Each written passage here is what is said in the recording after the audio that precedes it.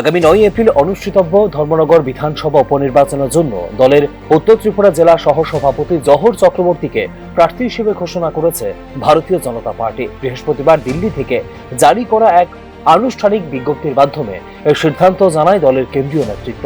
বুধবার বিজেপির জাতীয় সভাপতি নীতিন নবীনের সভাপতিত্বে অনুষ্ঠিত কেন্দ্রীয় নির্বাচন কমিটির বৈঠকে চূড়ান্ত করা হয় প্রার্থীর নাম। এই গুরুত্বপূর্ণ বৈঠকে উপস্থিত ছিলেন প্রধানমন্ত্রী নরেন্দ্র মোদী, প্রতিরক্ষা মন্ত্রী রাজনাথ সিং, স্বরাষ্ট্রমন্ত্রী অমিত শাহ সহ দলের শীর্ষ নেতৃত্ব। ফলে প্রার্থী নির্বাচনে স্পষ্ট হয়ে উঠেছে দলের সর্বোচ্চ স্তরের গুরুত্ব। প্রার্থী ঘোষণার পরপরই জহর চক্রবর্তীকে শুভেচ্ছা ও অভিনন্দন জানান মুখ্যমন্ত্রী ডাক্তার মানিক সাহা। অন্যদিকে ইতিমধ্যেই অমিতাভ দত্তকে তাঁদের প্রার্থী হিসাবে মনোনীত করেছে প্রধান প্রতিদ্বন্দ্বী বামফ্রন্ট। ফলে নির্বাচনকে কেন্দ্র করে তীব্র হয়েছে দ্বিমুখী প্রতিদ্বন্দ্বিতা। কংগ্রেসের অবস্থানও নজরে রাখছেন রাজনৈতিক পর্যবেক্ষকরা। নির্বাচন কমিশনের নির্ধারিত সূচি অনুযায়ী মনোনয়নপত্র জমা দেওয়ার শেষ তারিখ 23 মার্চ। পরদিন 24 মার্চ মনোনয়নপত্রের যাচাই বাছাই অনুষ্ঠিত হবে এবং 26 মার্চ পর্যন্ত তাদের মনোনয়ন প্রত্যাহার করতে পারবেন প্রার্থীরা। ভোট গ্রহণ হবে 9 এপ্রিল এবং ভোট গণনা অনুষ্ঠিত হবে 4 মে।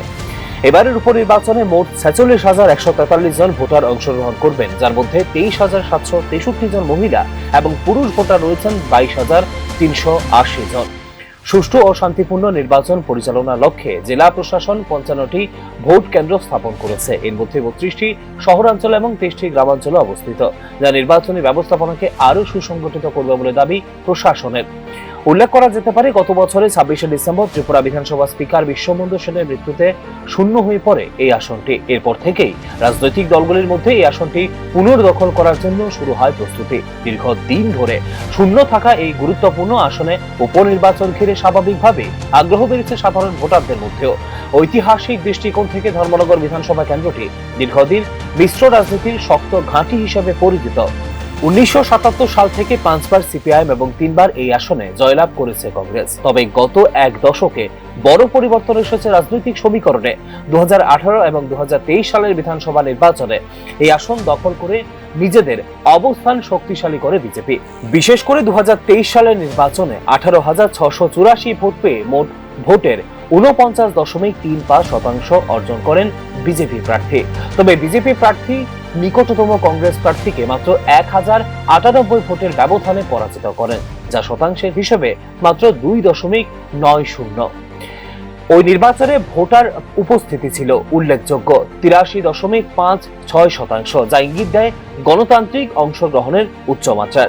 বর্তমান পরিস্থিতিতে রাজনৈতিক বিশেষজ্ঞদের একাংশের মতে সংগঠনগত শক্তি, শাসন ক্ষমতা, সুবিধা এবং সাম্প্রতিক নির্বাচনী সাফল্যের কারণে অনেকটাই এগিয়ে রয়েছে ভারতীয় জনতা পার্টি। তবে বিরোধী শিবিরের সক্রিয়তা এবং স্থানীয় ইস্যুগুলি ভোটের ফলাফলে গুরুত্বপূর্ণ ভূমিকা নিতে পারে বলেও মনে করছে একাংশ মহল।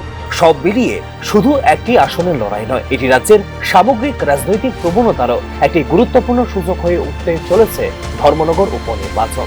ব্যুরো রিপোর্ট, নিউজ নাও।